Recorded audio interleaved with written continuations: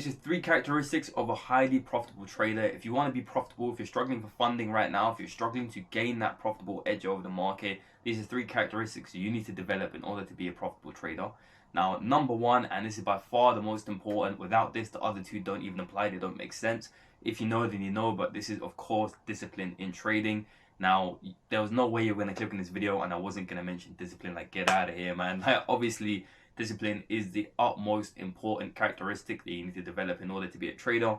Without discipline, nothing else is going to fall into place. You're going to break your trading plan. You're going to act out of impulse. You're going to be emotional. You're going to do all of the things that lead to you blowing accounts, that lead to you being unprofitable. So you need to build discipline. You need to develop discipline in your trading. Now, I hear you shouting, how do you develop discipline in trading? Because this is a super general topic. A lot of people speak about discipline this and discipline that, but how do you actually go ahead and develop discipline in trading? Well, I did actually make a full YouTube video on this on my Indices Bootcamp. I'll put it up here somewhere. I don't know which corner it is, but I think it's episode 14. It's called like how to build discipline in trading. But if you're super lazy and you don't want to go ahead and watch that video, number 1, be better, just go watch that video. But number 2, just a little summary. Essentially, in order for you to develop discipline in your trading, you have to develop discipline outside of your trading. Discipline is not mutually exclusive to your trading. You can't expect to be a super disciplined trader who follows their trading plan exactly, but outside of your trading, you're undisciplined in your work, you're undisciplined in your gym, you're undisciplined in your diet. Like, those 2 things, they don't coexist. So it's a very natural progression. You need to start to build your discipline outside of your trading. That means going to the gym. That means consistently taking cold showers. That means doing things that you don't want to do, but you do them anyway because you said you were going to do them. That means holding yourself accountable and actually following what you set out to do. That means if you have a thought, you have an idea, you say you're going to do something, you have to execute and do it. You have to start to build up that identity, that self-belief, that I am someone who does the things that I say I'm going to do. You need to build like an element of trust with yourself. A lot of people don't have discipline and they don't have any like comprehension of, yo, I do the things that I say I'm going to do, because they constantly lie to themselves. They constantly break their own trust. They say they're going to do stuff. They say they're going to follow this. They say they're going to commit to this, and they don't do it. And then through repetition, their word becomes like valueless, and they stop believing themselves. And then that's when you have no discipline at all. So I'd highly recommend, once again, go watch the video. I'll explain everything in depth.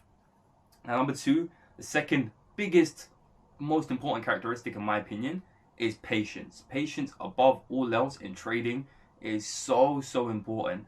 Now, the more that I progress in my personal trading and the longer that I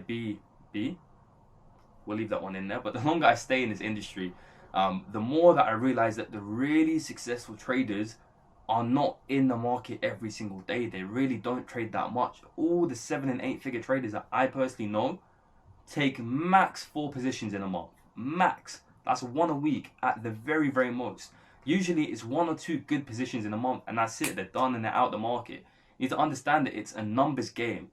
We are in trading and you guys are probably traders because you want to make money. You want to pull money out the market. How do we pull money out the market? Well, we need a bunch of funding, we need some capital, and we need to make a good trade. Now, the numbers do not lie. And bear in mind, obviously I work with Alpha Capital Group. I love the company, etc. But I've seen the back end, I've seen the numbers, I've seen the statistics, and they do not lie. The most profitable traders, the people that consistently pull out the most money from the market, are the traders who trade the least. Not the most, not the people placing 10, 15 positions in a month, but the traders placing under 10 positions in a month are typically making the most amount of profit. It's a simple numbers game. We've made countless videos explaining this concept, but I'd highly recommend start to build up your discipline, start to build up your patience in waiting for the super high probability setups and understanding the 80-20 principle. The idea that majority of your profits, 80% of the money that you withdraw from the market, is only actually going to stem from a 20% input. It's going to stem from a minority number of trades that you take. So there's a whole bunch of trades you're taking that are simply irrelevant. They're going back and forth, and then putting you back at break even. If you just really hone in and focus on those 1-2 good positions a month, you'll be much better off, much more profitable. You'll have more time on your hand. You won't be as stressed out sitting on the market every day. And I promise you, your trading will improve. Read the book, read the 80-20 principle, look at the prop firm statistics. Don't just take my word for it, because I can promise you the traders who make the most actually trade the least. It's the law of least effort. And last but not least, arguably one of the most important characteristics for you to develop is a level of acceptance. And I'm not entirely sure if I phrased that correctly, but it's being someone who accepts what has happened, and that is it. A lot of traders really struggle with everything that I previously mentioned simply because they cannot accept what has happened. They'll take a trade, they'll get stopped out, they can't accept that they lost. They'll over leverage, they'll hold a loss, they can't accept that they're in deep drawdown. They'll do their analysis, they'll find a position, they can't accept that they had the wrong bias. They just can't accept what has happened, and it ultimately leads to emotional reactions. It leads to them being frustrated, it leads to them having some type of emotion that leads them into a certain action.